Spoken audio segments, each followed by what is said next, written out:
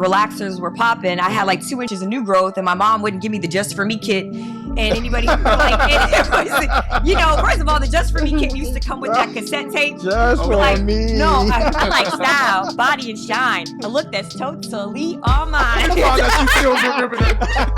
No, I remember it. Yeah, I remember it And too. so, I remember. it was just, you know, so yeah, new growth, and then it was just kind of like, and then you didn't have like the name brand clothes, or if you're borrowing clothes from my older sisters, and then entering into high school and not developing breasts, being flat chested, and then it's just like, oh wait a minute, now we got braces, your teeth crooked too, and then it was like, oh, acne galore, not knowing how to put on makeup, and then pimples everywhere. So think about that combination for a second. You got Wow. flat chested, pimple having, roots out.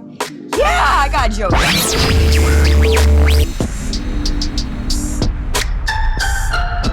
Welcome to 80. Or 80,000. I'm your host, Moses Newsom. Yeah, I'm your host, Big Steph, Stefano Lewis in the building. All right. Are you living for 80 years? Or are you trying to take your legacy and your impact well beyond 80,000 years? Let's find out. Our first guest today graduated magna cum laude from Norfolk State University with a bachelor's degree in communication and broadcast journalism. She's a proud founder of Chair One, an exclusive chair-based dance fitness program for individuals with limited mobility. She's the host and producer of a TV workout show called Fusion Fitness. She's led international Zumba classes all across the globe, including France, Italy, Sweden, Serbia, Switzerland, Hungary, Romania, and Belgium, just to name a few. My God. She's a certified aerobics and fitness association of America. She's a licensed Zumba and mixed fitness instructor. She is the go-to guru for health and wellness. Without further ado, let's give a huge round of applause for the lovely Alexis Perkins. Yeah. That's what I'm talking about. Welcome. What's Thank you going for on, having me. dog? Thank you for coming on the show. Hello. How you doing? I'm absolutely wonderful. All right. Yes. So, what's been going on with you? You know what I'm saying? What's life like? Is life lifing right now, or how's it going? You know, you could say that life is lifing, but either way, you're overcoming whatever obstacle it is. So overall, life is good. We're here, and even with problems, we're overcoming them, so we're good. Gotcha, you know? gotcha. So it's 2025. Were you excited? Did you make any New Year's resolutions? You know, I didn't make that many this year. I am a big person on the first. Like, I love the first of everything. I love Mondays. That's my favorite day of the week. Heard. First of the month. First of the year. Bars. Anything where it's like, okay, I can start over. I can try again. Let's do this again. Okay, I like that. Definitely I love the new year, and I love just kind of looking at what happened and how we could take it and make it better, make it improve, whatever it can be. So I really do get excited about the first of the year, but then every Monday after that as well. That's dope. Did you vote? I did. You did. Of course I voted. Okay. Are you happy with the results? That's a whole nother question. That's a whole nother show. I got you. That is a loaded question. That is more loaded than a baked potato right there. I got you. So, I got you. So when you think about New Year's resolutions, you know, a lot of people, they set up these great, things they want to set up, and then 3-4 months later it's done. Mm-hmm. What do you have advice for people that start something and then stop it 3-4 months later? I mean, honestly, when people set their goals, I would say having a plan to accomplish them, and then also revisiting it. Many times we write down our goals. Like, let's say you write it on a notebook or you write it on a sheet of paper and then you put it away. Right. Next thing you know, it's a few weeks later and it's like 7 pages back in your notebook and you never go back to it. And then you forget about it. Wow. So I would say if you continue to go back to, what did I say at the beginning? What did I say? What did I do? So I think it was one year I did like a New Year's resolution bingo card, and I literally taped it to the inside of my bathroom door. So I saw it every day. Like, it was right here. How far are you? And then on my calendar, I wrote down there was a day to review those goals. So I would go back. How far have I come along? What am I doing? Or even getting a friend group or any kind of group who can hold you accountable. Now, you said calendar. That really sticks out to me. My wife is big into calendars. She does the stickers. Are you into that? Well, I have a Google Calendar. Okay. I used to have a paper calendar and I loved it. And it was the Tool system, like TUL or Tool, however you pronounce it. Well, it got really hectic, so I had to switch over to digital. So now I have my Google Calendar so that me and my assistant can keep on track with everything. Okay. Very nice. Very nice. And it sets the alarm off, like, okay, let me go do this. I like it. So when you think about Chair One Fitness, amazing program, tell me a little bit about what inspired you to start that program and how did it impact your life? Oh my goodness. I absolutely love Well, Chair One Fitness. first, Yes. let's tell the people what Chair One Of course. Fitness is. Absolutely. So, Chair One Fitness is a chair-based dance fitness program. Okay. Okay. And it was established for anybody who has complications standing. And that could be somebody who is an older adult, somebody who's had a just something where they have to recover, like a hip replacement, Right. torn ACL, which means they're overall active, but they're recovering from an injury. Or if somebody's looking to get started, let's just say somebody's obese and they're like, wait a minute, I'm my 600-pound life, I can't stand up yet. And they feel so defeated. Wait, there's a way that you can get started right where you are. Wow. Or even if it's somebody who has vertigo, where if they go to a regular dance fitness class and they start spinning, they'll get dizzy. Well, you know what? You have vertigo. Nobody can even see that. So we want you to sit down so that you have an option as well. Also, those who have just conditions where they feel stiff, like arthritis and things like that. So a lot of the conditions that you can't see, where they benefit from a seated workout program. So that is what Chair One Fitness does and who we cater to. Gotcha. And we have two different, I guess you could say, avenues that we cover. And that is for those who want to become an instructor and do what I do, which is teach classes, Okay. which I love. So we are the certifying body. Okay. And we also have the Chair One Fitness app, because not everybody has an instructor in their area and not everybody can leave their house. That's true. So we created the Chair One Fitness app so we can reach people where they are. And that is where all of our 15-minute and 30-minute workouts are available in both high and low intensity. So we can reach people directly in their homes, or you can find a local instructor in your area. So that's the gist of what Chair One Fitness is. I love it. I love it. Did you dream all this overnight? It was not overnight at all. It's crazy how things smack together. Yeah. And so, you know, I mean, I'm definitely faith-based, and the way the journey has come about has been an Praise God to that. incredible story.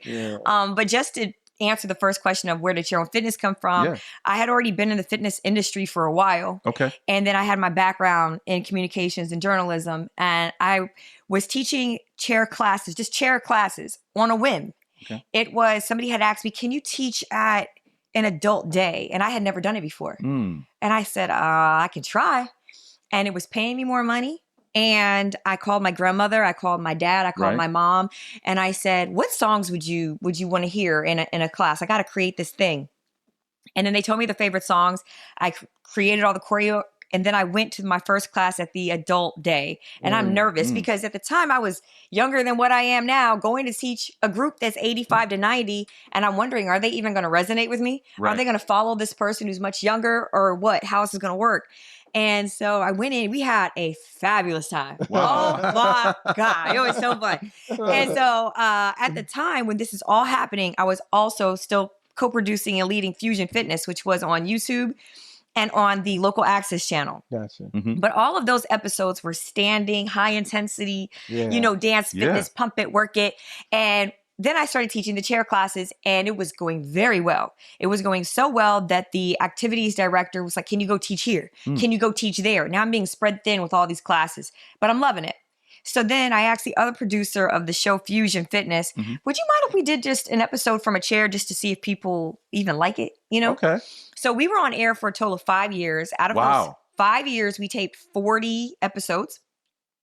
38 of them were standing dance fitness. Okay. Only 2 were from the chair. Okay. And this is kind of where the eye opener began. Okay. So one random day, I was just checking our emails, and we saw all these emails about the chair. Right. I was like, why? What is happening? And then I went to YouTube, and if you were to look at it today, the 38 standing episodes average about 1,000 to 4,000 views, which isn't bad. But if you look at the one in a chair, it goes from 500,000 to 1 million. Wow. And then it was all of the comments, which led us to where we are. I have a torn ACL. I had a hip replacement. I do this with my mother. Thank you. My son has Down syndrome and he loves your workouts. Right. And I said, what is happening here? Wow. And so at the same time this was going on, I told you I was teaching all the classes locally. Right. Yeah. And when it came time for me to go out of town to all those places that you mentioned earlier, I couldn't find a sub because my dance fitness people didn't know how to teach in the adult day and older adult environment. Right. And rec therapists didn't know how to teach a dance fitness class. Wow. So how did you manage that? Because you're right. You've been all across the globe. Nobody could do it like you do it, but you want to make sure that you keep quality. How did you balance the two? Well, that's where the training came into play. So Okay. I thought, well, what could I do with this information that I have? YouTube revealed that there was a hole in the market and that there were people who had a need. Me working in the live classroom revealed that some people didn't know what to do. Right. And I thought, I'm going to come up with an instructor training program. And it was, I'll never forget, it was New Year's Eve. So it was December 31st, 2017. I sat down in a local Starbucks, my Starbucks in Suffolk, Virginia. Okay. And so, 757. yes. And so I sat down at a Starbucks, and at the time, Chair One Fitness didn't even have a name. I just started writing out a manual based off of my own education. Right. So after I wrote the manual and then came up with the name with the help of my friends, I was like, what would you call it? What would you call it? You know, and I always seek counsel from those around me. I always think that in order for anything to be successful, attach somebody else's brain and creativity. Right. So I said, what would you call it? What would you call it? And then finally we came with the name. Finally. All right. And so the manual was written. What next? Yeah. I have my bachelor's of science, but I want to make sure this thing is right. Yeah. Right. You know? Right. Yeah. So I sent it to my friends. One was a doctor of physical therapy. Another one specialized in curriculum. And I said, can you look over this manual and let me know what you think about it? Is all the information accurate? Because it gets really nerdy, okay? When you're talking about like the neurobiological benefits of a program, it gets nerdy. And I wanted to make sure that it was right. I'm a dork, but I just wanted to make sure it was right. And so afterwards, all my friends said, it was great. You had like a typo, but that was it. But everything is great. But part of me was like, I know my friends. Did they read the whole thing? Or did they just go skim, it's right, you know? Right. And I was like, I got to make sure it's right. So then I sent it off to the first accrediting body, which was NASM and AFA. And I wholeheartedly thought, my idea was that, okay, I'm going to submit it. They're going to reject it, of course. Right. And when they reject it, I'm going to ask them, why did you reject it? And then I'm going to perfect it, and I'm going to resubmit it. That's my plan. Okay. And then I submitted it, and it got approved on the first try. Okay. And I said, hi, dog, we in business. And then after that, let's get a clap for first try. Yeah. First try. Yes. What are you talking about? Yeah, I was so happy, but then I got stuck again because then it's like, okay, well, the manual's done. Yeah. How are you going to run your instructor trainings? Wow. What?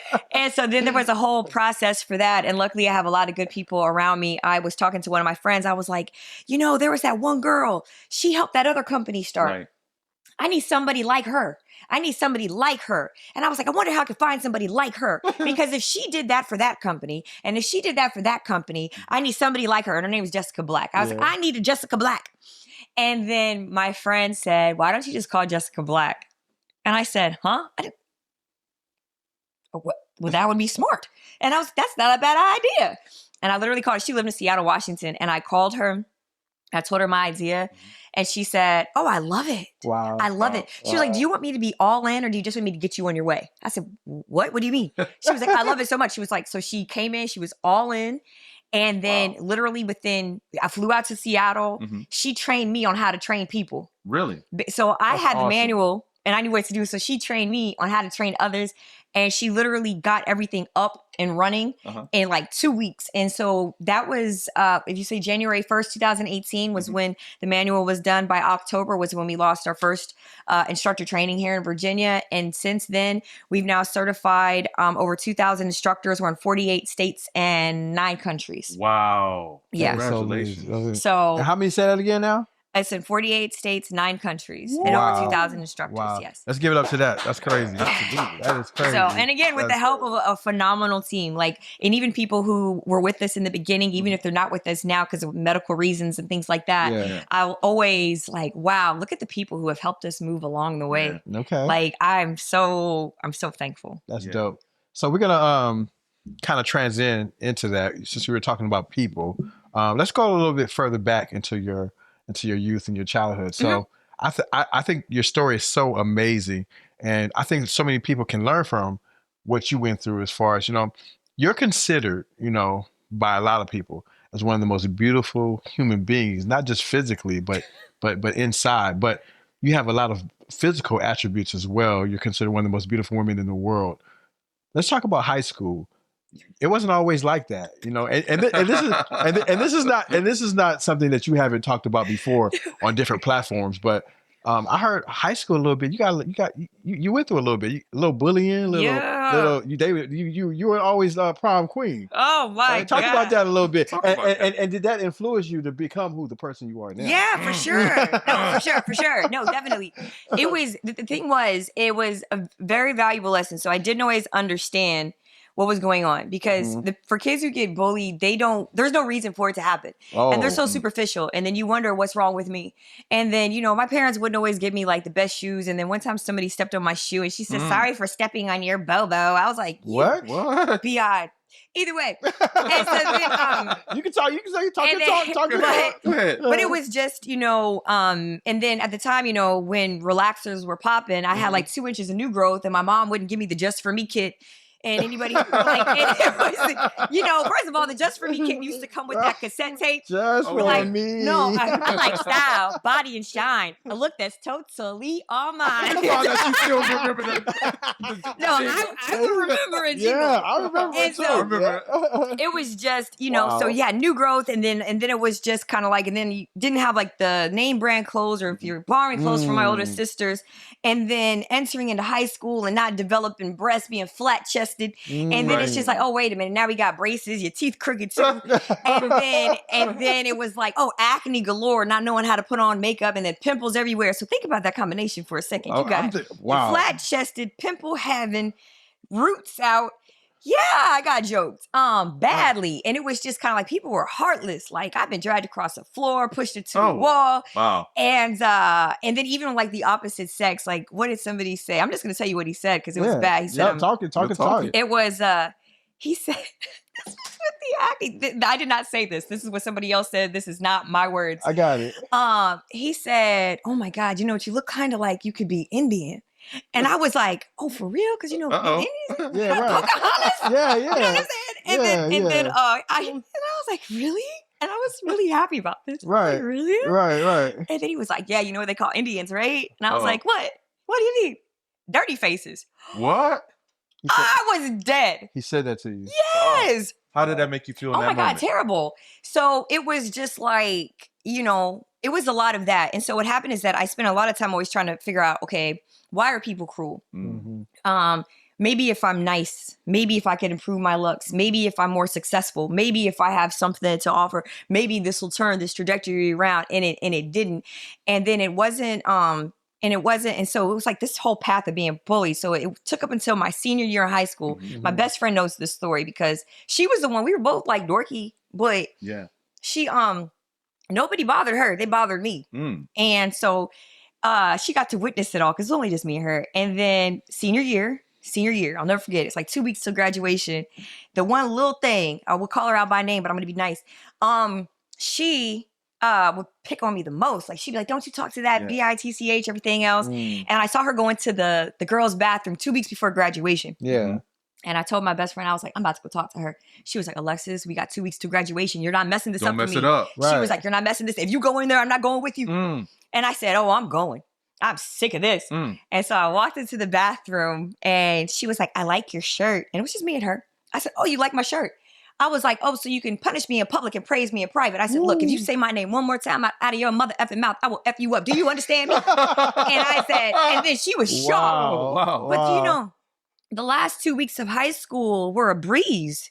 Okay. She just looked away from me every time she saw me. And I said, oh my God, had I stood up for myself earlier, right. I could have deaded this whole thing. Yeah. So that was the valuable lesson about being bullied and then finally stepping or, deciding to just stand up for yourself. Yeah. Or not to say do it like that. Yeah. But because that got me in trouble later when I started doing that to everybody. And then I almost got jumped. We didn't like that. And so, but it was definitely hard then. And then, but I think what happened is when you say like, how did it help you in your future? It was when popularity came, which was later, when popularity came in dance fitness, when finally, you learn you can wear a push-up bra, or when you learn little titties are just fine. Yeah.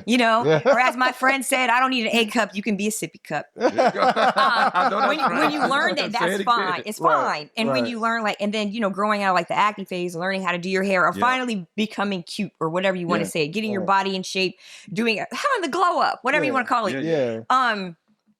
you still stay connected to that younger person, which means that you stay humble. Yeah. You know, you're not going to lose it. I mean, at least I didn't. I guess some people could become bitter, but I didn't. So the humility always stayed because I remember what it was like on the other end. Right. So therefore, even right now, if I'm working with clients who might be insecure because they have love handles, stretch marks, saggy breast, whatever it may be, I can empathize with that. I know what it's like to look in the mirror and not like what you see. Wow. And I know what it's like for somebody to make a comment about you. And so I think all of those things definitely helped in the future as far as having that background. So when you think about mental health, because you really exuded the strength that some girls can't do, and you pulled that from a space where some girls come home, they don't talk to their parents, they keep things inside, they keep getting bullied. What would you say to the young girl that does not have the strength to do what you did? So a lot of my stuff came from, it was a little silly theory that I had as a kid. It was a silly theory that I took seriously. I would look at what other people had, and I'm actually reading a book right now, and I'm going to shout her out because it's her quote. It's by Mel Robbins called "Let Them." Okay, Let them. And so she talks about comparison, which we all do. I hate when people go, "Why are you comparing yourself?"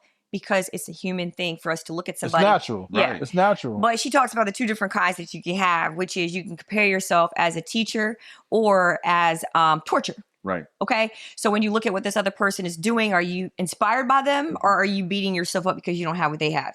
I usually take the inspiration route. Gotcha. So I had this question because I would look around at people who had more money, look around people who had better bodies, more success, who were smarter. And it came from, well, God created them and he created me.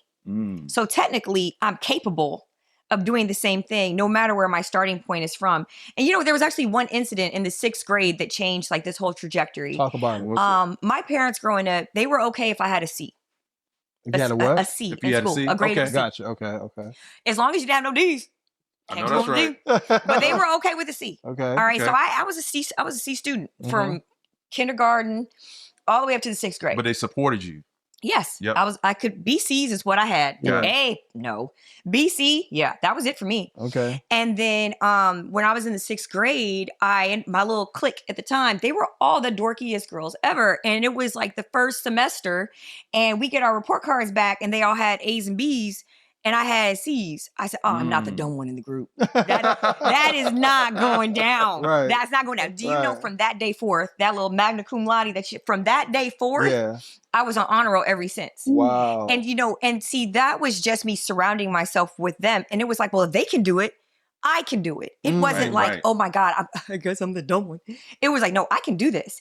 And so, and even thinking about it on a bigger level, those were just 6th graders that I was friends with. If they can do it, I can do it. Well, if God created that, they're a millionaire and they're successful and they can do this and they can overcome that. Well, Wow. I can do it too. Absolutely. Yeah. And so I think that when you say if you don't have anybody to talk to, I think remembering that and then finding somebody to talk to, you can literally reach out and find a mentor. Like I have a mentor, I have a therapist, I have my grandma, who I know everybody doesn't have a grandma, but I have my grandmother. And so, but you could still find other people to talk to, and finding a mentor is sometimes just as easy as picking up the phone. Clear that up about therapy, because a lot of people have a misconception about therapy is bad. I love it. Talk about that, please. I absolutely love going to therapy. Now, the first disclaimer that I'll give for those who have been and they didn't like it, that's natural. Okay. Finding a good therapist is like finding a good partner. It's not always going to be the first one. They might not always mess with you. It wasn't until like I went. Say that again. Say that again. Which one? So- Finding a good therapist is like finding a good partner. You have to make sure that you mesh well. Okay. Right. And that and there's lots of wonderful websites that help with that. The one that I have now, I got on psychologytoday.com, and I say that because a friend recommended it to me. Okay. So on Psychology Today, you could actually see their pictures. You could pick their gender, you could pick their race, you could pick their religious background. Wow. So therefore, I picked a Black female, older than me, Christian. That's where I was going. Okay. And she's amazing. But prior to that, I had a wonderful therapist for a long time. He retired. That's why I had to switch. So see, like I said, it's like a relationship. Gotcha. And some relationships retire. So my therapist retired. Right. And he was an older white guy. Shout out to Clay. Anyways, he helped me through a lot. What up, Clay? What's up, Clay? But no, he was great. But the thing that I like about having somebody who's a therapist in general is that you have somebody who, by law, cannot put out your business, which means you have a free space That's to talk, important. and you don't have to worry about the gossip, because we all know about that gossip. Oh, they'd be like, I'm not going to tell nobody. Girl, did you know what so-and-so just told me? You can't even help it. Right. It's just like, I remember one time my mom told me something about my sister. I said, Mommy, I got to tell at least my best friend. And she was like, yeah. So with a therapist, you know that it's a safe space once you find the right one. And then they can give you clarity, like clarity. Right. I used to say that one time, I had a boyfriend years ago, and he'd be like, you're crazy. I'd be like, my therapist told me I am not. I am of sound mind. So you can, I know for sure I'm not crazy. So no, but definitely I love the idea of therapy having a safe space to talk through your issues without somebody else's emotional connection influencing what they're telling you. Gotcha. Yeah. Gotcha. So what's interesting about what you say is you went through a time where you went through bullying, you went through things that you really needed help. And some people feel like, I can do this on my own. So I can get through this. Talk a little bit about how, or what you would say to the person or the young lady right now, because right now we have so many influences, like you have to meet up to what Instagram or that projection of what the look is for Instagram or for Facebook. Talk a little bit about, or even for when you walk into the gym and they see somebody like you and they feel like I can never be like that. And we're making light of this subject, but I want you to know that my brother and I, we take this very serious as far as mental health and things of that sort. Because some people, she overcame it, but some people go as far as suicide and things like that. So talk a little bit about what you would talk to a person right now who has to deal with all the pressures, a young lady in junior high or something like that, who had to deal with some of the pressures that you had to deal with back then. And is it more difficult to deal with now than it was when you had to deal with it? I think it's definitely more difficult now than what it was then. Okay. And the thing is that it's kind of hard to give somebody exact advice. So I would say, number one, surrounding yourself with the right people. Even Jesus surrounded himself with disciples. Okay. So anybody, Talking now, sister. Anybody who wants to do it alone. I mean, even Jesus didn't do it alone. Gotcha. He surrounded himself with people. I need you to come with me, follow me, be with me, whatever it may be. Of course, and then also always staying connected and praying for God to bring the right people in and let the let the wrong people go. All of that good stuff. Say that again. Let the right people in, the wrong people go. Wow. Bars. And he will. And that's Bars. the great, but you better be ready. He'll wipe it out real quick. He will wipe it out. Yes. Talk about that. Yes. I mean, no, I've said that prayer quite a few times, and I'm surprised. I'm like, oh my God, that was my best friend. But then I later found out, no, the heck they weren't. And I was like, dang it, And you can't call everybody your friend. No, I learned that there's levels. You got your coworker, you got your associate, right? You got your friend, you got your bestie. Talk it. Wow. Talk it now. You better use them other It's levels to it. It's levels to it. I love it. But I do think it's harder now because everything is so digital right now. And even though I have an understanding of how it works, and that is somebody could post a picture, and if it doesn't get enough likes, they think they'll literally, when they get a like, bing bing, it's a hit of dopamine in the brain, and that's what's gonna happen. Then you get a high. It's like, for real. It's like, oh, they like it. I ain't heard nobody say it like that. No, for real. It's really, it's a hit. It's scientifically proven. Oh my God. It's scientifically proven that you get a hit of dopamine. Wow. And when they don't get a lot of likes, what do you see them do? They take that down. Right. Okay. Yes, They're like, I guess that one's not cute. And then they look at it, and then they'll go back and look at it. I wonder what was wrong with it. Right. And they don't think to themselves, it was the algorithm. It's, you'll take it very, very personal. And so, it's almost when we were, or at least when I was younger, you might get compliments when you go out, or you might want attention at, if you go out to a party or a club or a class, but now everything is digital and everything is out there and everything is an illusion. People post what they want to post. And I think that if anybody is feeling, low self-esteem or body dysmorphia, anything like that, I would say sometimes you got to turn inward and upward. I know even last year in December, well, all year I had been doing social media challenges where you got to post every day. Yeah. Posting every day is cool because it's training you to, be yourself. Like, because you ain't gonna have that much content. So some days you just got to go up there and be like, hi, this is my post for today. That's right. That's it. I got nothing. Wow. And then by December was when I did the blackout challenge, which was don't post anything. Yes. Nothing. Yeah. Like nothing. Yeah. You caught my attention with that. Yeah. Talk about that. That was awesome. Yeah. So just to give the audience a clarity about it, she basically just came on Instagram one day and was like, listen, I'm not going to be in here for about a month. I'm taking a break. So I'm basically fasting. And so I'm taking a break from it. You won't see anything. I'll be off here and I'll see you next year. So yeah, go ahead, Lex. No, I liked it more than what I thought. At first I was nervous. Now I put up the announcement. Why were you nervous? I've been on it every day. Every day. That was Cold the turkey. that was the dopamine hit. It was like and it was like and then you actually start to feel like a connection with everybody who you're connected. Like what do you do when you turn it off? What do you do when when you just get to turn off? Like turn off, because I mean we all have this what they call the mask, the mask, yeah. And then to take it off for a month. That's tough. I was like, all right. And so then at first I thought I was gonna like hate it, and I thought I was gonna be bored. Yeah. I thought, whatever. And it was so refreshing. My gosh. What did you learn about yourself in that moment? I mean, I was going through some things anyway, so I got to handle it privately. And then I got to do it without the mask being on. Right. I was like, I don't even to everybody. It was just like, and so it gave me a chance to handle my life without having to handle it and turn on, handle it, turn on, handle it, turn on. I just got to handle it. Gotcha. And then the other thing was that it was like, there was at one point, and I hope this doesn't sound bad, but No. it was when people's birthdays came around. You know how like you feel obligated to go. Say happy birthday. You gotta go find that picture. Just scroll it. Like, where's that picture of me and Tiffany? Yeah, right. Oh my gosh, she's gonna be so mad if I don't post. And I better post, because if I don't post, they're gonna say, oh my God, she must be a hater. Yeah. And so it was like, I ain't gotta do nothing. And then the worst thing was when a few people passed away.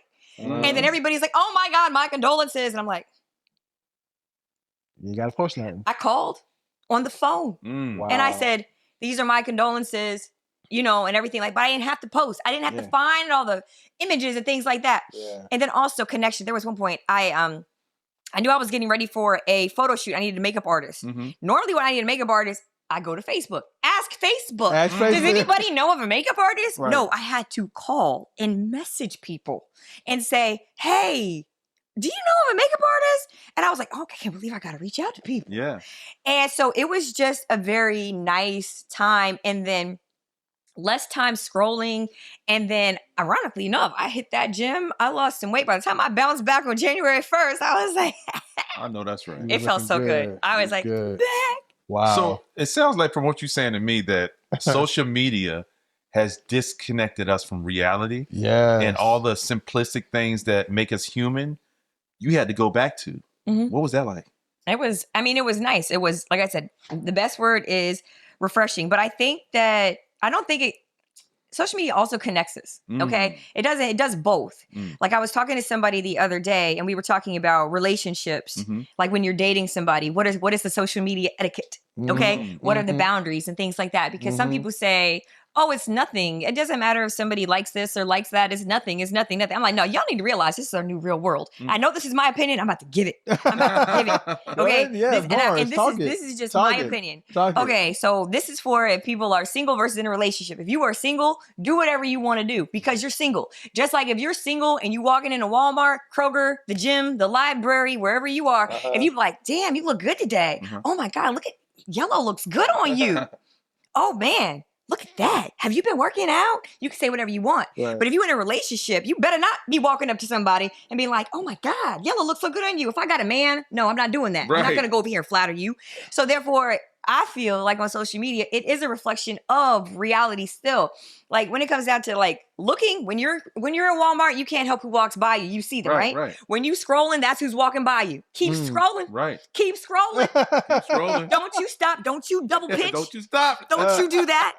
And so, and and then it's just kind of like, and then if you like it, you can like your friend stuff. Like, let's just say like you're my best friend, right? You're my best friend. You my best friend. And I'm in a relationship. And you come in. We did. And I'm like, oh my God, that looks so good on you. Thank you. You my best friend. I can do that. So therefore you can like your friend's stuff. Right. If, you know, whatever. Yeah. But don't you be liking them random people. You don't know them. That means you are telling them I like you virtually, digitally. Wow. So it's really not that different from the real world, Right. as long as you know where to put your boundaries at. You know what I mean?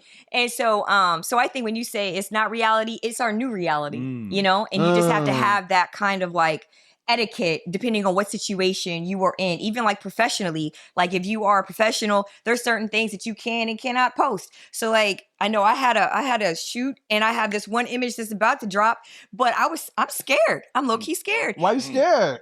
Don't be scared. Well, I asked my grandma first and my grandma approved it, but There you go. but I still felt uncomfortable. So literally I teach Chair 1 fitness. So my students are older. So just the other day in class, I went to one of my students. I said, look, I'm only going to ask you. There's this picture that I want to share, but I'm scared everybody's going to think I'm a hoe. And she said, let me see it. And then I showed it to her and she said, oh, girl, that's good. And I was like, so they're not going to think I'm a hoe? They're not going to think I'm a hoe? And she was just like, no, they're not going to think you're a hoe. And I was just like, Oh, that's crazy. okay, making sure. So no, but there's still like, you know, so I still like wonder like what's good, what's not, Yeah. because, you know, you have your business face, your personal Right. face, Yeah. and then, you know, and then it can be challenging sometimes. Wow. So your fitness, how do you balance inclusivity and intensity in your fitness programs? Like, Yes. How do you? Is there a fine balance between that? Yeah. So, okay. So I still teach high intensity dance fitness, but Chair 1 fitness is what's near and dear to my heart. Right. Okay. I know I mentioned earlier, just the people who are differently abled, whether or not they have mobility issues, arthritis, obesity, older adult, whatever it may be. Right. And so one of the things as far as being inclusive, this is kind of what inspired it. Matter of fact, shout out again to Jay Black, because we had to fill out this thing for a grant one time. Okay. And I was answering all the questions. It was easy. I know this like the back of my hand. Yeah. And then it got to a question of what's your why? Why did you, why? And I was stuck. So then I called her and she did what she always does, which is, all right, well, let's talk through. And she was like, well, is it because it was a good business idea? No. She was like, it's because you love people. I love people, but that's not the reason why I did it. Right. Okay. And then she was like, was it because you know it was going to be profitable? No. And then she asked me 50 million questions. And then finally, out of nowhere, I cracked like a baby. And I said, it's not fair. And she was like, keep going. I was like, it's not fair that I can walk into a gym and I can take yoga, Pilates, Zumba, mixed fit, body pump, spin. But if somebody is differently abled, what is there for them? I said, it's not fair. And we're going to change that. And so she was like, That's well, dope. I guess you found your why. That's dope. And so when you ask about inclusivity, that's kind of like where it comes from. I love the people that I cater to. I love even right now, when One Life Fitness brought on Chair 1 Fitness, that was a risk for them. We were only brought on as a pilot program. Wow. And since then, the class is slam packed. I love all my students. And now I have some of my students who started off in the chair who are now going to all the other classes. That was just where they had to start. Oh, okay. And then it's just like, So they kind of graduated. Wow. and I'm happy that we were able to be a part of their journey. So for some people, like if somebody may have an amputation or maybe a wheelchair user, we might be with them for life, right? Yeah. But then we have other students where fly away, birdie. And some people who go away and then come back. Like, it's just kind of, you know, I think the most ironic thing for me was one time I had a surgery and then the doctor did not clear me to work out. And then the first thing he cleared me for was Chair 1 Fitness. I said, what are the odds of that? What's the odds of that? What are the odds of that to be cleared for my own program first? For your own program. Yes. And so so it is one of those things where I'm very happy that it is inclusive, that we can give people a fun fitness option. Because if you've ever been through occupational therapy or recreational therapy, it is very effective. They are amazing and they help heal you. They help make you confident. But we just made it fun so that, because when you go to therapy, they're like, we're going to have you hold this resistance band so that we can help your rotator cuff. And we add in all those elements. Like all of our workouts include activities of daily living and the science behind it. We just disguise it in our choreography. So you get to come and forget about your problem, have a good time, get all the physical benefits, the mental benefits, emotional benefits, and then go on with your day. And the next thing you know, you feel better. Wow. I think it's brilliant what you're doing. And I applaud you. And when you think about that community that you're serving, sometimes that's a community that people tend not to really focus on. But what I want to find out, take us into a moment where you had a breakthrough with somebody that you mentor in that space where you may have thought you didn't know if it was going to work, but it was an emotional breakthrough for you. What was that one moment like? I want to make sure I answer correctly. So you mean as far as like the company and being confident with it, or somebody that you work with, one of your students that, it started off rough, but you had a breakthrough and it caught you emotionally. Talk to us about that. There's probably a few. There's one that comes to mind in particular, and he was one of my students. He was full of personality and spunk and always had jokes. Okay. But he had a wheelchair. Okay. And so he would always come to class in his wheelchair. And then he would always take my class, and he was also taking my class and going to rec therapy as well. And then one day after class, he says, "Lexus, come here." And the nurse is there too. And I was like, "Hey, what's up, Mr. Richard?" And then he was like, watch this. And so they put a walker in front of him, and he stands up. I did not know he was like 6'4". That's the first thing. I said, "Arr!" And so, and then he took like 10 steps forward and 10 steps back and then sat down. That was a game changer, because what happens is that many people think about life as this thing where you're young, you grow up, you go up the hill, and then it's downhill from there. Right. Yeah. And I realized in that moment, just because somebody is older or just somebody has a limitation doesn't mean that is the end. You could actually reverse that, or at least see some form of improvement. So even though it was only 10 steps forward and 10 steps back, if you think about at a senior community, an assisted living community, or even in somebody's home, a small bedroom that has a bathroom in it. Yes. Before that, he would have to what? Get out of bed, get in the wheelchair, roll the wheelchair to the bathroom, get out of the wheelchair to the toilet, off the toilet, back to the wheelchair, roll the wheelchair back into the bed, just to go to the bathroom. Wow. But now he can use a walker. What does that do? Yes. He can just Freeze to the them up. bathroom, It frees them up. back to bed. Cuts all those steps out. Yeah. So that level of freedom is what I saw. I was like, oh, wow. And then it stopped me from underestimating what somebody is capable of, because many times we underestimate. And when we have within like the Chair One Fitness instructor training, we tell them, matter of fact, our mission statement is to go beyond boundaries created by perceived limitations, enabling everyone to stay active no matter their age or ability. Wow. And then we emphasize perceived limitations, which means that just because somebody is 90 years old, you think that they can't go at a higher level. Right. And that's the limitation that you're putting on them. And then we want you to take that away. Build them up gradually, and you'll be amazed at what they can do. The other limitation that we focus on is taking the limitation off of our students when we see that they have it. So for example, one time I had a student, I was walking in and I was like, "Hey, Miss Millie, you coming to class today?" And she said, "No, I'm not coming to class. My shoulder's acting up." And I said, "Oh." And I said, "I understand. That's okay." I was like, just give me a high five. Yeah. She gives me a high five. I said, "Miss Millie, you just gave me a high five. If you can just do that all class period, I'll be happy." And by the time she came to class, and by the time I got her in the classroom, she was moving and grooving. Wow. So it's the limitation that our students have. We kind of got to flip their mindset, like, yes, you can do this. And then as an instructor, we got to take it off ours, like, yes, they can do it. And so that's one of the things that was a game changer. And I absolutely, I love it. It's definitely a passion of mine. It probably derives from my relationship with my grandma, who's still here. Thank the Lord. There you go. There you go. Yes, because she's still giving me guidance on my photos, clearly. That's awesome. That's awesome. So you touched a little bit about all your clients and the people that you deal with. I've been to several of your classes, and I'm gonna tell you, she is just as energetic and just as hyped as she is sitting in this chair, if not more so.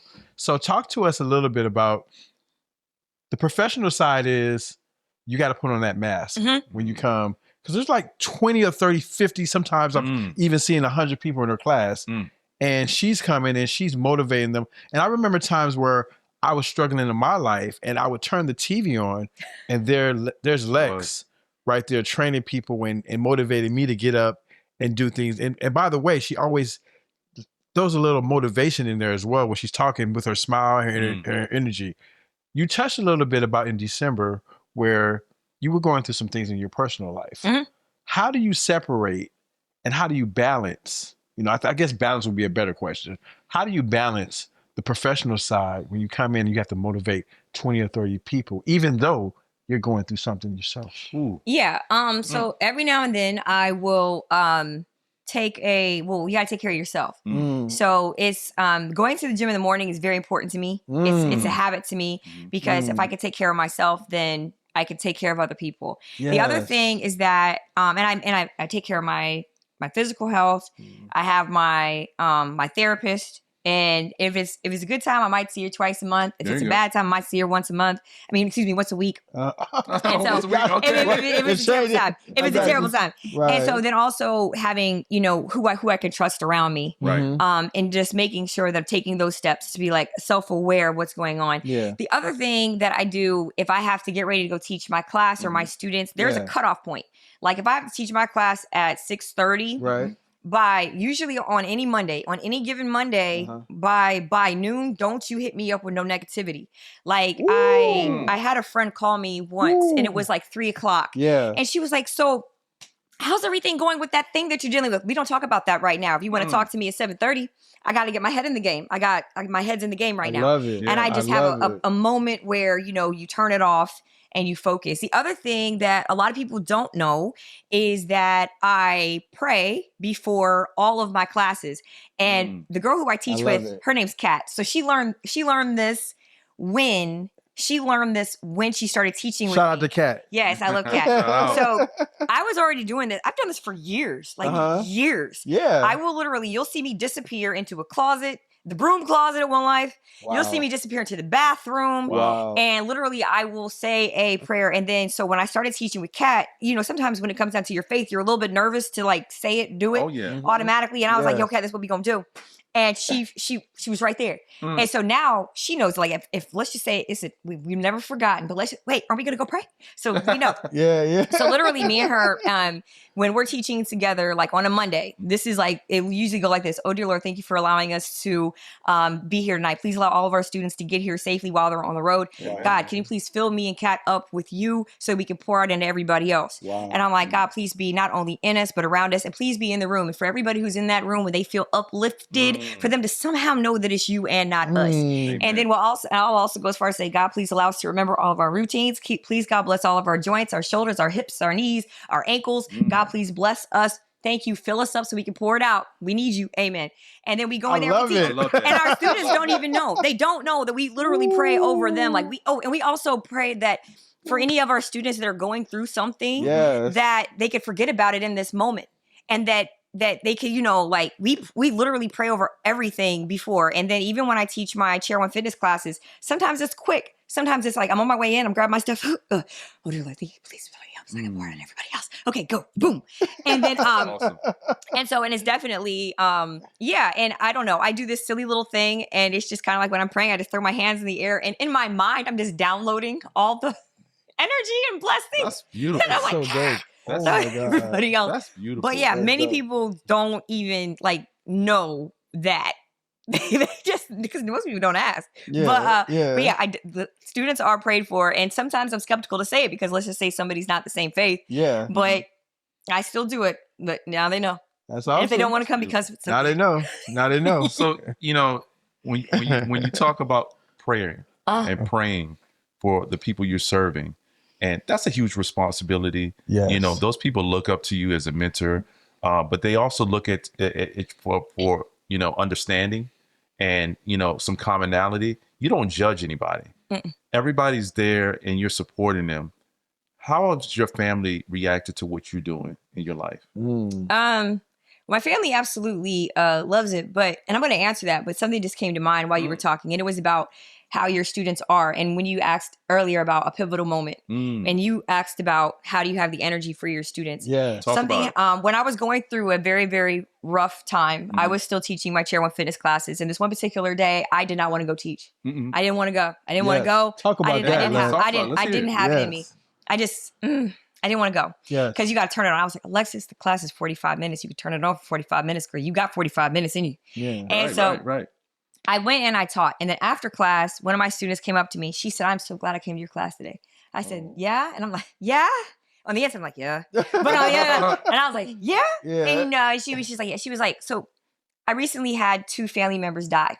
Oh my I'm God. sorry about And Our she's condolences. and she, yeah, well, that was her, not Oh, that mine. was her. She Our came to me and condolences. said Okay. this. Okay. She came to me. She Yeah. said, I had 2 family members pass away recently. Right, Yeah. right. And I was feeling so low that I was like, I just need to go somewhere where I'm going to feel good. And I said, I got to go to Alexis's class today. That's Yeah. dope. And she was like, and I feel so much better. And I was like, and so, and that's part of what will push me when I'm having a bad day. Keep going. Yeah. Yeah, that'll be the push. That little reminder, Yeah. you know. Gotcha. But the question that you just asked, let me see. Your family, you know, you've done so much for the community and the people you serve. Tell me about how your family is supporting you and what are their thoughts? What does that look like? My family absolutely loves and supports me. If you were to see my YouTube channel, you see my dad dance with me, my mom dance with me, my sister dance with me, my son dance with me. You see my grandma on video. They have all been super supportive and loving, and I'm very, very, very thankful for that. In the beginning, like years and years ago, it wasn't always that way. Okay. But now everybody's like on board. But there were times where I had to make decisions that like my dad didn't agree with, that my mom didn't agree with. But now it's amazing. But Why didn't they agree with it? well, not that business. It was in the beginning. It was so I was the first person in my family to graduate from college. And so The first. Congratulations. yeah. First. Yeah. Let's give it up for the Round of first. applause for that. Let's give it up Yes. for the first. Yeah. And so what happened is there was no like roadmap. Right. And my dad was like, if you want to go to college, you got to join the military. And I was like, I don't want to join the military. I'd already done 4 years of ROTC. I was like, in case I did want to go, so I could go in as a higher rank. And I was like, but I just wanted to go to college. And my dad was like, if you go to college, I'm not paying for it. I'm not helping you. Nothing. My parents didn't help me. I'm not going to help you.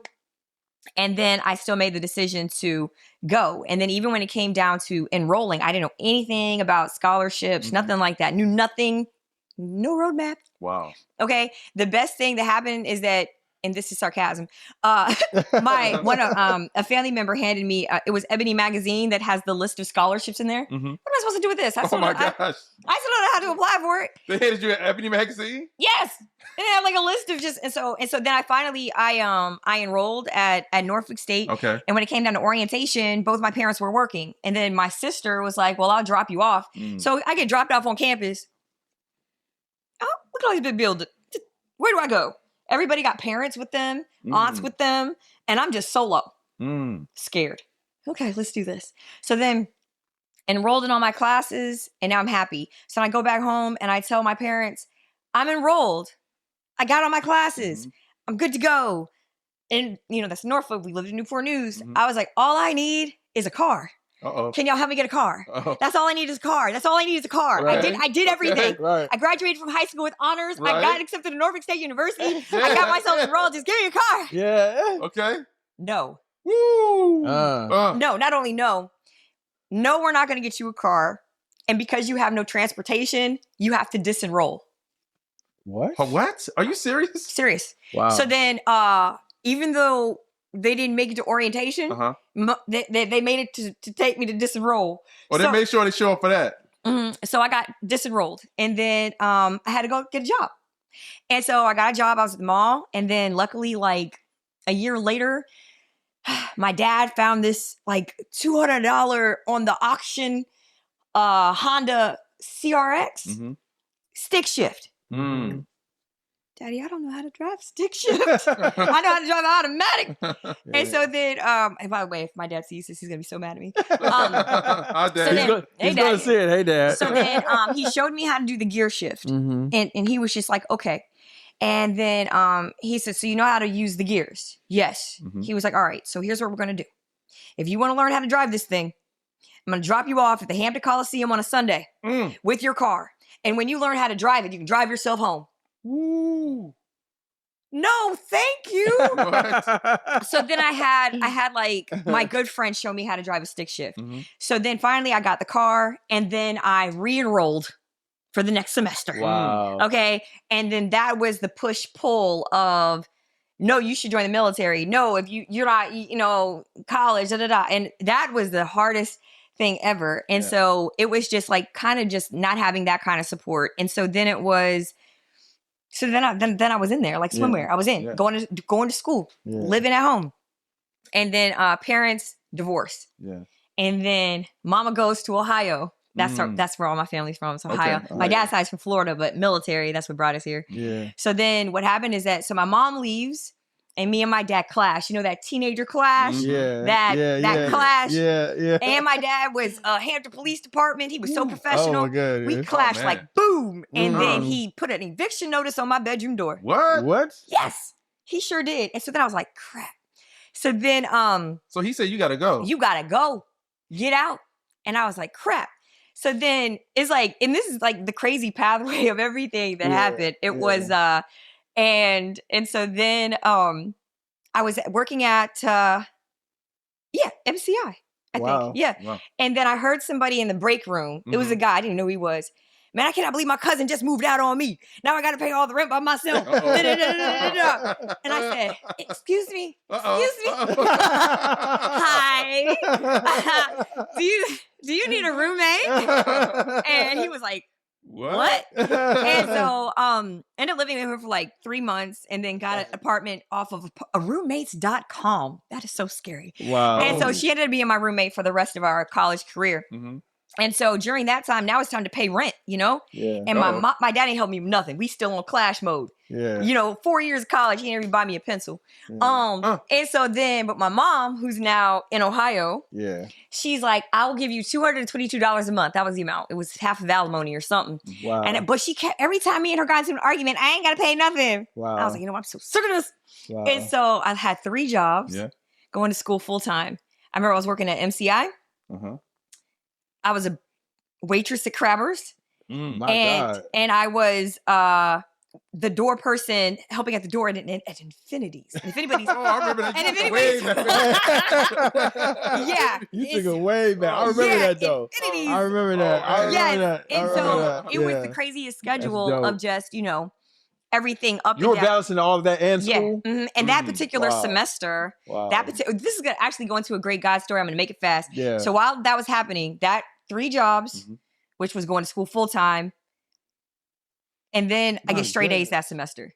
And you got straight A's that semester. I was so ready to go on my daddy. So then I went to my dad. I went to the house, and he's sitting down watching TV. Yeah. And I hand him my report card of straight A's, and I'm waiting for like something, Right. you know? Yeah. And he looks at it, puts it down. I said, Dad, something. Yeah. And he was just like, what? You're paying for your school. That's what you're supposed to do. What do you? And so it was just like, all right. So then that's when that was tough. But he loves me now though. That was just a rough patch. My dad's my biggest supporter right now. He knows I'm his baby girl. If you ever see anything, I'm glad of that. I'm glad of that. That just tells the story of how parental relationships can go like this too. It's a roller coaster. You know, even with your parents, you can get estranged and then roll right back in because he's my biggest supporter now. Yeah. And then, but so what happened though, when it came down to like the God thing with like job and the career path and stuff like that. So I was getting overwhelmed. So I quit the job at Crabbers. I had 2 jobs left. Yes. Okay. Then I'm at Infinities and I served a girl who I thought was 21. She was 20. I got fired on the spot. Lights out. They let you go on that one? Immediately. Wow. And so then while that's happening, I was at, I think it was Verizon at the time. I had switched Verizon or MCI, whichever one, telemarketing. Oh, you a hustler. Yeah. And then there was a no cell phone policy and my cell phone was on the desk, but it was off. And the supervisor was like, oh, no cell phone policy, fired on the spot. On the spot. I lost all 3, quit 1, lost 2. Within the same? In the same week. My God. Literally. Why do you think that happened? I'll tell you why it happened. Okay. All right. I went home. All right. Remember, mind you, I was worn out this whole time. Yeah. I went home and I was like, God, why? God, why would you do this to me? You know I'm working hard. You know, and it's just kind of like, what is going on here? And so then I was like, okay, all right. Daddy always said when you don't have your job is looking for a job. Okay. So therefore, I was like, time to look for a job. And I called somebody and I said, hey, do you know of anybody who's hiring? They were like, why don't you go on down to the Galaxy? And that was like an older head spot, like everybody's like 40 plus, you know, whatever. Yeah. And I went and I got hired that night. And I was only working 2 or 3 nights a week. Okay. But because of the capacity coming through, Right. and because I was you were making just as much money I was as you making were? more. Oh my God. I was making I was making like triple at this one job 3 nights a week than at all those jobs combined. And that's freed up your time too, though. yes, I got to study and relax. Wow. And so then I was like, that's what you were doing. And so yeah. So let me pause because you said a lot there, and it's racing in my mind. Goodness. So here's what I'm hearing. I'm hearing that you had the roller coasters with your dad, which I look at in my opinion is strength that you built up over the years. Your dad, sometimes he would support you, sometimes you build up all this strength and all this courage, and now you got this time freed up, and you're able to do things that you want to do to move you further. Do you think without all those challenges that you went through, had you not gone through those challenges, do you think that you would be the person you are today? Absolutely not. Wow. Absolutely not. So do you have any regrets? I don't have any regrets. I mean, even in life, there's only one regret that I have, really. And that is, two. I have 2 regrets in life. They're both very simple. Talk about One of them was the Galaxy offered to start me that night. That was the same night I was supposed to go see Maroon 5.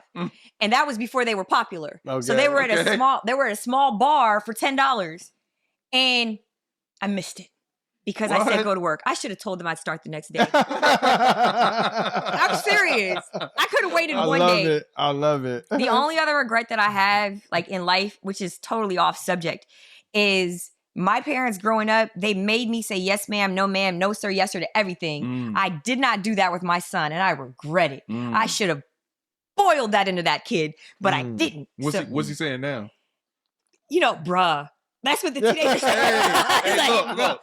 Ma, that's my daughter. Bruh. I'm not your bruh. I'm your dad. Exactly. Don't be bruh. I mean, just like bruh. Yeah. No. And so so those are the only 2. But yeah, so other than that, I definitely don't think I would have been anywhere near where I am without those happening. And so what happened is that when it came around again, because it did cycle back around. So life continued, graduation happened.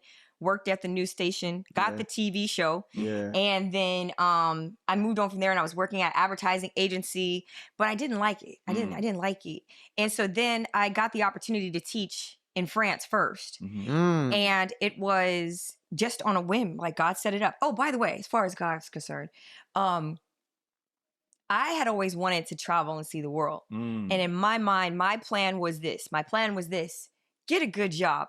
Make some money. Okay? Make some money. Get your friends, go out of town. That's the plan. That was your plan. That's the plan. It's not always God's plan. And I said, God, I want to see the world. God, make it happen. He made it happen totally different. So what happened is that I had flown somebody out here to teach a master class, and they had to stay an extra day. So they had to come to my Monday class. Yeah. They said, oh, you could actually do the international thing too. I said, for real? And they were like, and by the way, language barrier, they only spoke Spanish. So I had a translator. Right. And then they asked me to come to France, and I thought it was on a fluke. And then finally I said yes. And then the flyers on Facebook, all of it in French. And I was like, oh, this is really happening. So then I went to my job and I said, I got to go. You got to let me go. You got to approve this vacation. I got to go. And then they were reluctant, and they finally said yes. And then I go on this tour, and I'm in France, I'm in Italy, and I'm having the time of my life. Not to mention, I got paid to go. Yes. Beautiful. I got to teach dance fitness while I was there. Yes, talk about it. I had a tour guide because that's your host. This Yeah. was way better than my plan. Yeah. So much better. So I learned in that moment that God's plan, it would be better than what you expected. But then when I came back home, on the airplane, I was like, God, you just gave me the most phenomenal experience.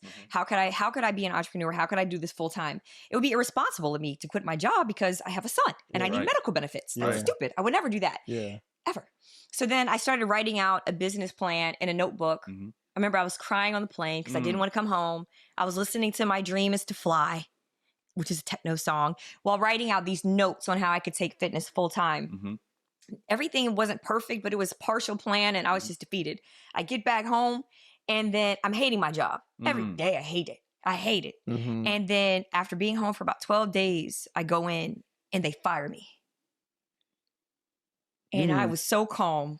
I was so calm. I was like, okay. So then I went home, and I hadn't picked my son up from school yet. And I dropped to my knees, and I said, God, I do not know what you're doing this time, but I trust you. And he said, grab your notebook. I said, wait, I did write a plan. And I grabbed my notebook, and then I said, okay, I'm going to file for unemployment, but I'm not actually going to look for a job for 6 months. I'm going to focus 100% on this. And if it doesn't work, then I'll go for unemployment. Right. Like really trying. Yeah. Within 3 weeks, I was making more than as an entrepreneur than I was at my job. Talk about it. Mhm. Wow. But that was like when the first firing happened, that was, oh my God, why? And then the second time it was like, Guess what? God already had laid it out for you. Always. And he's always been with you throughout your entire journey. oh yeah. So definitely trust is built and established even in those darker moments. And I think that when you asked earlier, do you think that you'd be saying no because you need those trustful, moments to know, you know what I mean? So yeah. Absolutely. So Lex, we are pressing for time. Yeah. But we definitely want to bring you back because there were so many moments. I do want to touch on this. There were so many moments during this interview where your eyes teared up. No, they didn't. I told you I got watery eyes. Oh, you just got watery eyes. I told you that. Everybody Okay. thinks that, which I just found out is from dry eyes. Okay. They did not All tear right. up. All But right. thank you for trying to Okay. establish an emotional moment that does not exist. Gotcha. I told you when we Your started, eyes I got watery eyes. You got watery eyes. Okay. I wanted to make sure. So, but we definitely want. You got so much information. We definitely want to bring you back. Okay. But before we do, though, we want to ask you a couple of questions. Okay. We want to play a little game. Okay. You ready? You ready for the game? Okay. All right. So our game is the greatest of all time. Okay. You ready? Yeah. All right. Greatest of all Was time. this like a speed round or something? It's a speed round. It's a speed round. All right. And I got a bunch of them. Okay. Greatest of all time. Greatest of all time. Hampton University or Norfolk State University? Norfolk State. Okay. Why? Because I went there. That's it. Yes. What other reason do you got? You went to Norfolk State. You got some hard knocks with you. Yes. Yes. Vic being the new coach for State. Congratulations, Mike Vick. Yes. Okay. Okay. All right. Michelle Obama or Hillary Clinton? Michelle. Okay. Okay. Why? I just like her and her tenacity and her personality. Now, I could not finish her book Becoming because I You tried. didn't finish the book? I couldn't finish it, man. It was 18 hours long on Audible. Okay. And she describes everything. Like, see, I'm like straight to the point. Uh-huh. I'm straight to the point. Yeah. If you listen to this book, then did y'all listen to Becoming? I read it and I listened Okay, to it. then yeah. you know she describes everything. The purple lilac with the honeydew Oh, as I walk by it in the hallway. I'm like, how many adjectives do you So was Barack's. I got his, and his was every detail that you could. I mean, you could visually see it. Yeah, I didn't make it. But I still love her. Okay. Wow. Tupac or Biggie? Ooh, Tupac. Tupac. Why? Tupac. Wow. Why? You're sexy. Okay. I knew you were gonna say Sexy. that. I knew you were gonna say What do you want me to say? Like, that. Math or English? Math or English? English. Yeah. Why? Because I love words. I used to study the thesaurus and I love pronunciation and I love words. Yeah. Absolutely. Yes. Gotcha. Okay. Traveling outside of the country or staying right here in the United Outside. States? Passport. I collect. That's the only thing I collect is stamps on my passport. Come on now. That's right. Talk that talk, girl. Yes. You learn a lot by Yeah. going overseas. Oh yeah. That's why I was Really? able to be successful in my business from seeing what they did overseas. Absolutely. Well, that's dope. That's Yeah. dope. Well, before we end, Moses, we always like to ask Absolutely. the theme of this. And as you can see through all the information that Lex got to you, that we are nothing without God. So, Amen. Moses, go ahead with the question. So, we really want to understand, we've learned a lot about you. Yes. Very brilliant person. Mm-hmm.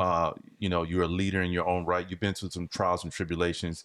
You're still building a legacy now. So what we like to know here at 80,000, are you living for 80 years on earth? Mm-hmm. Or are you trying to take your legacy and your impact beyond 80,000 years? Mine is definitely beyond 80,000. My grandma said something to me years ago, and she always told me, make sure to leave your footprint in the sands of life. Okay. And I think, and I wholeheartedly believe that I'm doing that with my company, Chair One Fitness. You are. Yeah. Right, like right now, when I think about us as dance fitness instructors, right? Yeah. A lot of times we age out, meaning that you might have like an injury or, you might be 80 years old and you're not going to be twerking like that.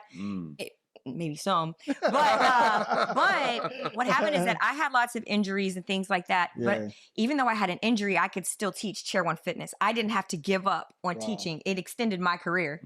And even right now, as being like the face of the company, it's Chair One Fitness, and we teach people of all abilities. I can still be the face of the company when I'm 102. And I like that it gives that longevity, and that no matter what, you could add years to somebody's life, or you can add quality to the years that they have. And I feel like we're doing both, you know? I like that. And so I'm really hoping for that. And if there was one thing that is a strong desire of my heart, and I hope to have it come to pass dearly. So if anybody listening either has a connection or prayer, one of the two, what I would like is for Chair One Fitness to live on past me. Like if you think about other companies, when the CEO is gone, the company's still going. And that's what I would like. Love it. Love it.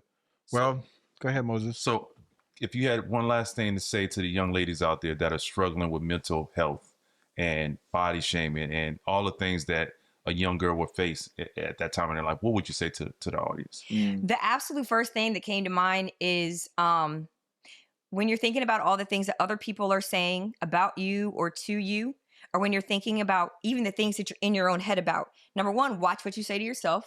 Watch how you talk to yourself. When you walk past that mirror and you're like, oh my God, I hate my thighs, or, you know, I don't like this. Stop it. Shut up. Shut up. Don't talk to yourself like that. Don't you do it. And then the second thing is, or the third thing is actually when all those moments, whether it's what you say to yourself or what somebody else says to you, shut up and go read what God says about you.